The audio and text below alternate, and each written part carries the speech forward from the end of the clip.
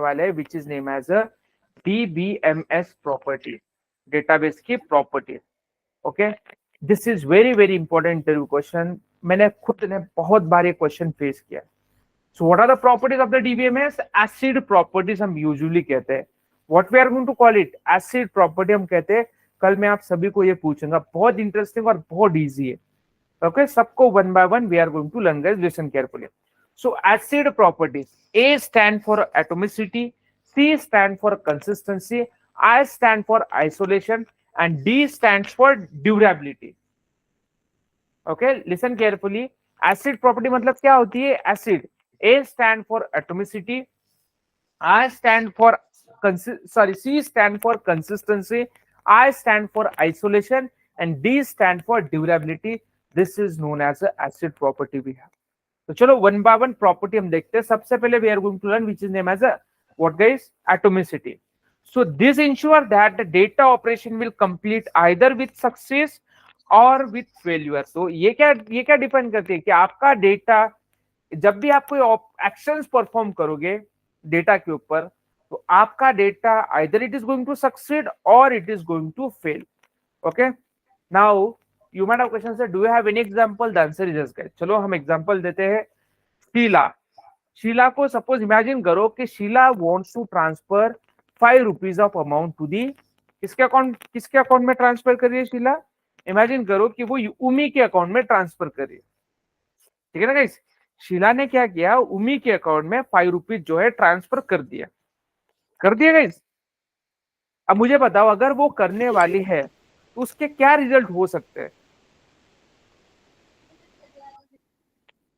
What result it will like she is having? Sir, जिसके account से जाने वाला उसमें 5 रुपीज माइनस होंगे और जिसके अकाउंट में जाने वाला hold on. सिंपल ना गाइस, एक तो आपका ट्रांजेक्शन पास होगा, ये तो एक तो फेल होगा। पेंडिंग में होगा गाइस आपका ट्रांजेक्शन? यस नहीं होता है, कभी नहीं होता। जो पेंडिंग दिखा था वो फोन पे गूगल पे का ये है वो बैंक कभी भी ऑपरेशंस आपका पेंडिंग में नहीं दिखाता है। Please make a note of this point. Pending में कभी दिखाता है ट्रांजेक्शन आपका, वो फोन पे होता है, गूगल पे भी नहीं दिखाता है पेंडिंग में। गूगल कोई भी नहीं दिखता। इधर वहां पे उस आगे के पर्सन के अकाउंट में गए नहीं होंगे, लेकिन यहाँ से डेबिट हो गए होंगे। वो बाद में होता है, वो पेंडिंग में नहीं रहते। पेंडिंग में कभी भी नहीं होता है। Either your transaction is going to succeed और it is going to fail guys. जैसे कि अभी गूगल पे फोन पे का छोड़ दो, अगर आप कोई भी डायरेक्टली बैंक के वेबसाइट से लॉगिन करते हो तो मुझे बताओ what you are observing guys in such cases? क्या ऑब्जर्व करते हो आप किसी एड पे ही करके जिसके अकाउंट में पैसे ट्रांसफर करने वाले हो, तो वहां पे क्या रिजल्ट मिलता है? एक तो सक्सेसफुल होगा ट्रांजेक्शन, नहीं तो फेल होगा। So this is the first property of the database. A means atomicity. It means the data operations will complete either with succeed or failure. मतलब आपके ट्रांजेक्शन के, आपके ऑपरेशंस के सिर्फ दो ही स्टेट होंगे, एक तो पास होगा या फेल होगा। That's it, guys. Understood everyone? This point is clear सभी को? Yes sir yes sir yes. Are you with me guys? Yes, sir. क्या बात है। चलो second property we are going, guys this is very very important ना, मुझे खुद को बहुत बार पूछा गया ये, personally I am telling you. Okay, trust on me, this is very very important. चलो गाइस हम आगे बढ़ते हैं। Okay, so C means consistency. Now what is mean by the consistency? Listen carefully. If we perform any operation over the data, हम कोई भी operation over the data अगर हम परफॉर्म करते हैं, it value before and after the operation should be preserved.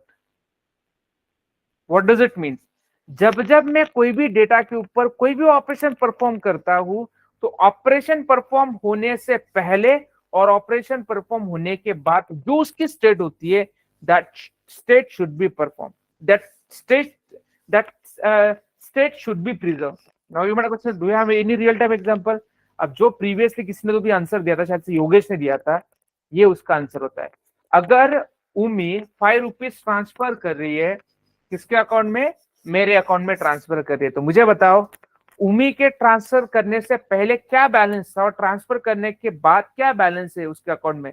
उमी देख पाएगी guys? What do you think? Yes. Yes yes sir. Okay तो इसका मतलब जब जब हम कोई भी ट्रांजेक्शन करते हैं, whenever we are performing any transaction, वो ट्रांजेक्शन ये स्टेट प्रॉपरली सेव करता ही करता है। बिफोर एंड आफ्टर जो भी ट्रांजेक्शन होता है वो सेव करता है। This is known as a C means consistency. Clear everyone? Second property, everyone clear? Yes. Yes, Yes, sir. yes. Okay, then third property, what is mean by the third property? I means isolation. What is mean by the isolation? अब आपने isolation word बहुत बार सुना होगा, कब कहाँ पे सुना है आइसोलेशन वर्ड आप सभी ने?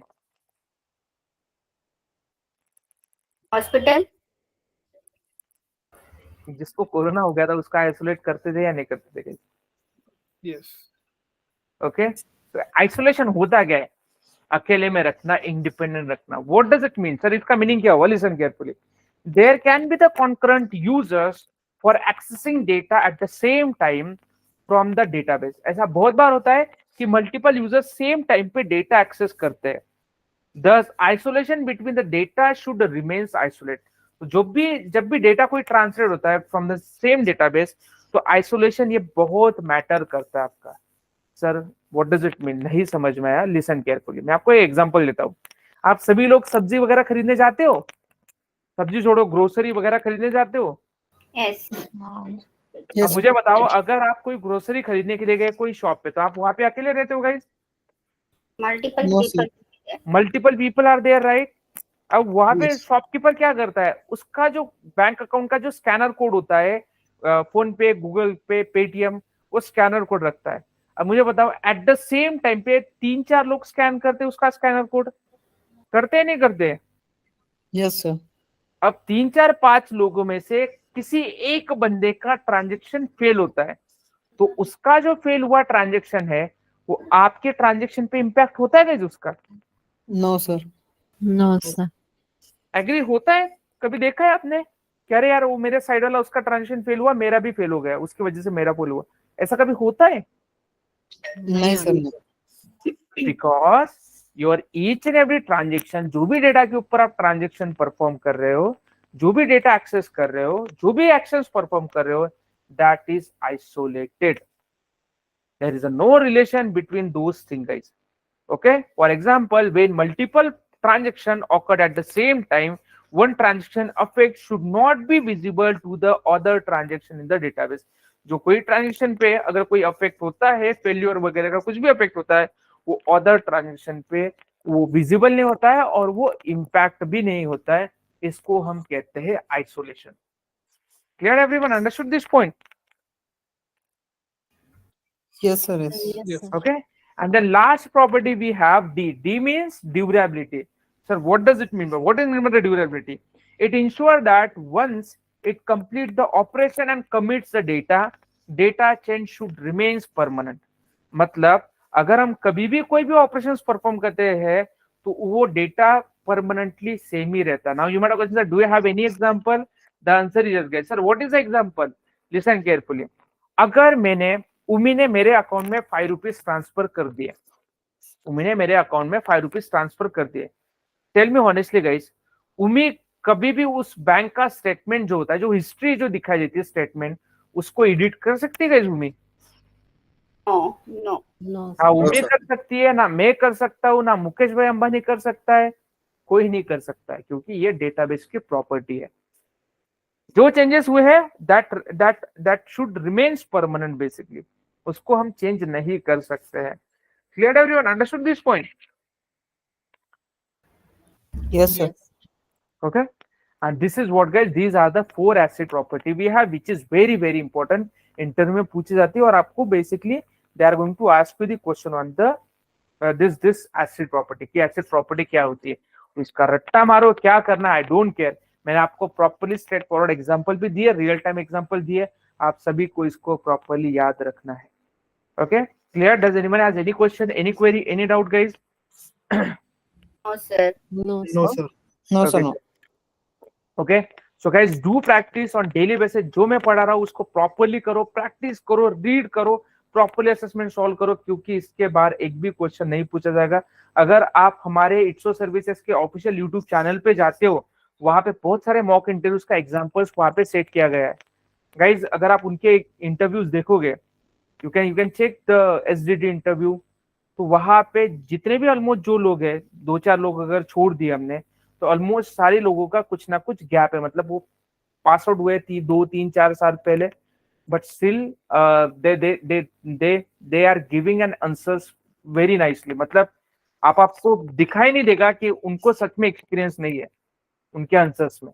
Okay, so the point over it is guys, जो उन्होंने फॉलो किया वही आपको फॉलो करना है। प्रॉपरली डेली बेसिस पे लेक्चर अटेंड करने हैं, डेली बेसिस पे प्रैक्टिस आपको करनी है।